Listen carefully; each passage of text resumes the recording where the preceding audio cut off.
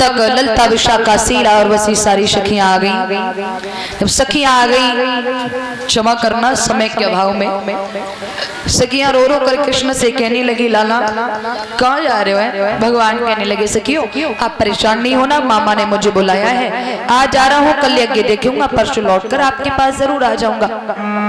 भगवान सखियों को समझा ही रहे थे, तब तक प्रेम की दीवानी राधा का आना हुआ। राधा ने कृष्ण को देखा, अधीर होकर कृष्ण के पैरों पर गिर गई। कन्हैया कहाँ जा रहे हो? आपने तो हमें कुछ बताया भी नहीं। भगवान कहने लगे, राधा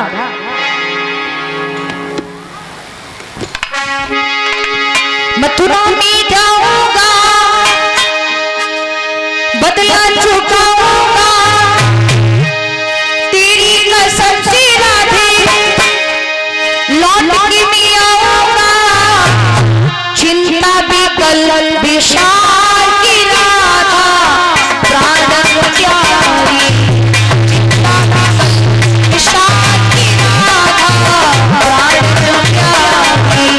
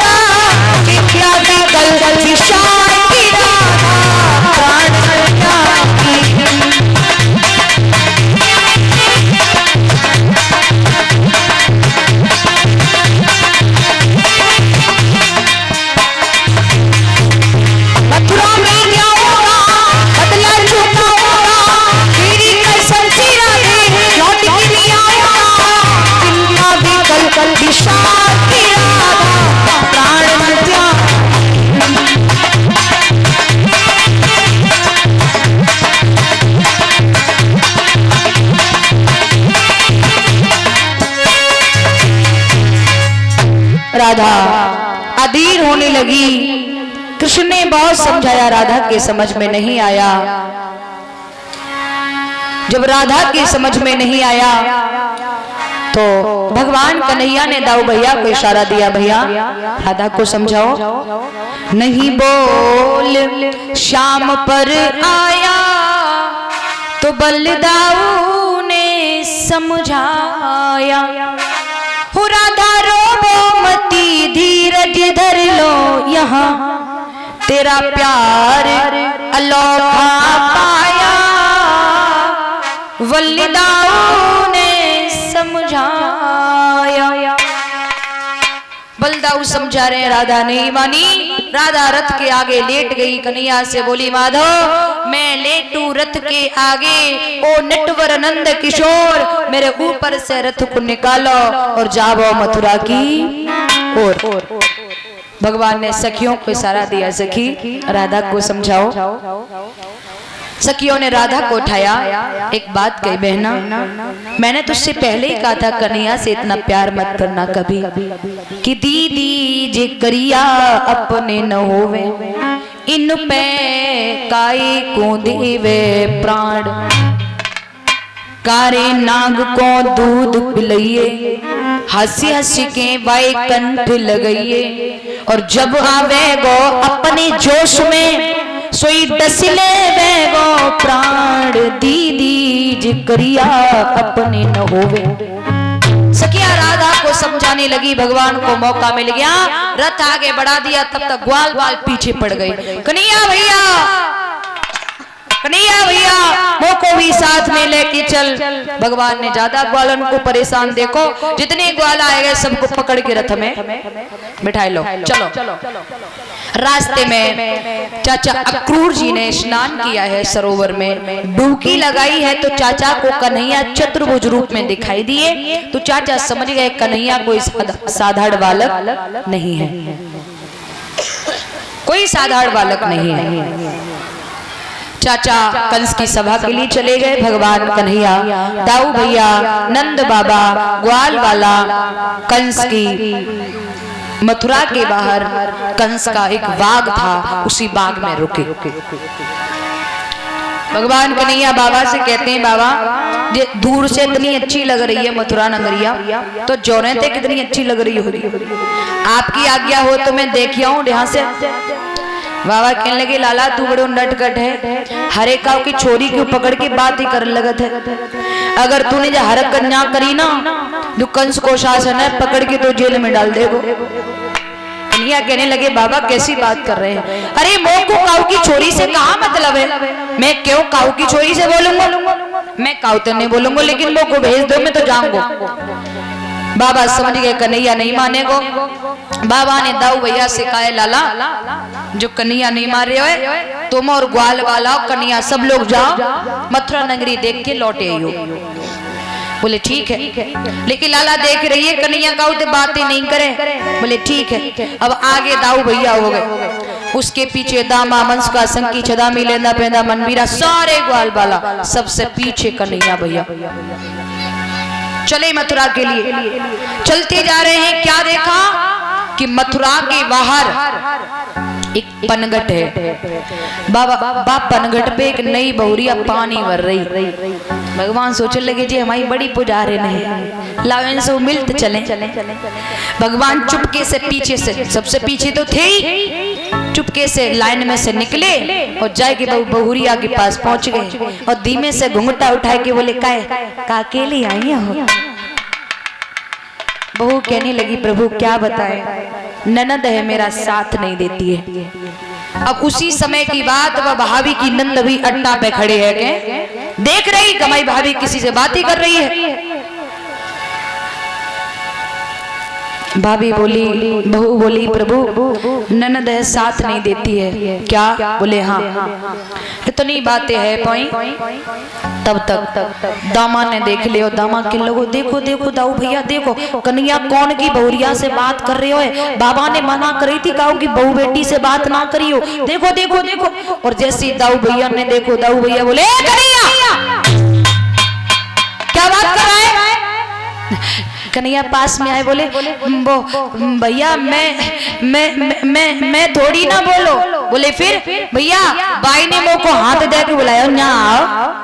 अच्छा फिर कहा कही मोते न्यों कही, तुम सब लोग एक ही गांव के कि अलग अलग।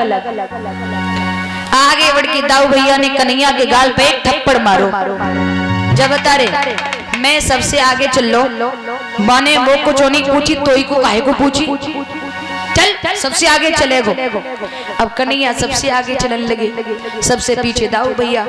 इधर बहू पानी भर के घरे पहुंची। ननद बोली, ए भाभी पनघट पे कौन से बात कर रही थी, कौन था वो। भाभी कहने लगी, बहन गलत मत सोचना, पीले पीतम्बर वाले कन्हैया थे, नीले पीतम्बर वाले दाऊ भैया थे। क्या। बोले हाँ।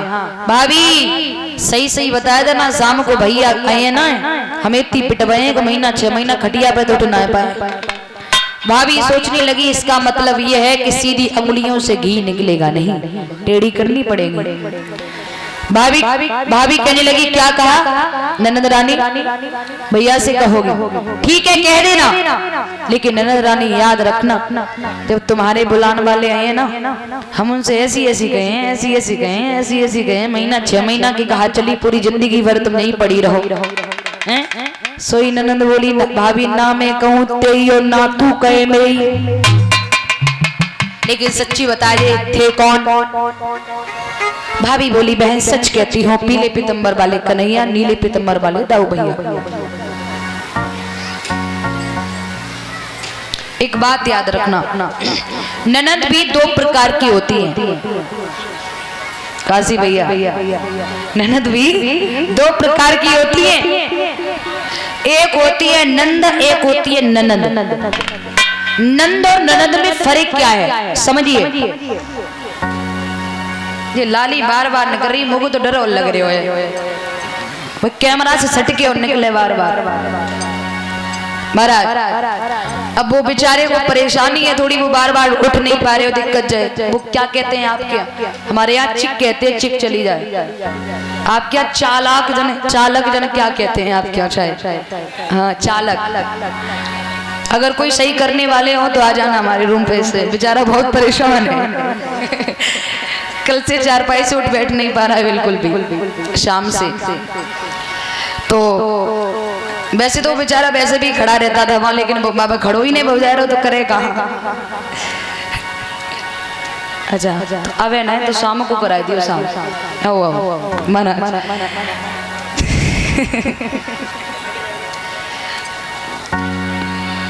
तो हाँ, नंद और ननद में फर्क क्या है आज की हमारी बहनें जरूर सुने, जो अपनी भाभी की नंद बन चुकी हैं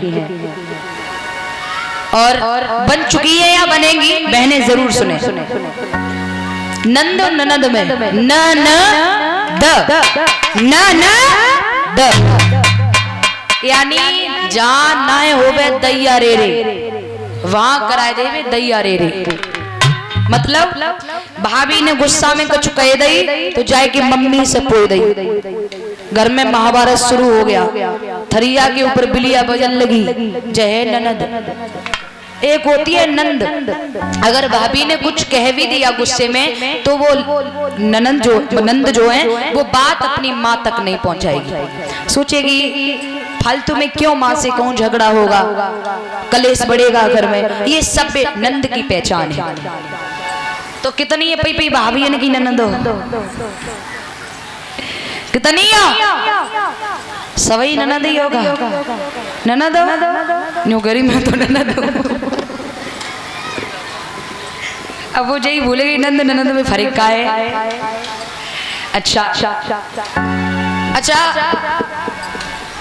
ऐसी जो एक बात बताऊं आपको मेरी बहना, आपकी माँ में आपकी चाची में झगड़ा हो रहा है तो बेटी का बोलने का कोई अधिकार? आपकी माँ में, आपकी ताई में, आपकी माँ में, आपकी दादी में, आपकी माँ में, भाभी में अगर झगड़ा हो रहा है तो बेटी का बोलने का कोई अधिकार नहीं है। आपके पिता में, चाचा में, आपके पिता में, ताऊ में, आपके पिता में, बाबा में थोड़ा बहुत झगड़ा हो रहा है तो बेटी का बोलने का कोई भी अधिकार नहीं है। क्योंकि बेटी को ये सोचना चाहिए आज मैं यहाँ हूँ, कल हमें यहाँ नहीं रहना है, मुझे तो किसी और का घर बसाना है।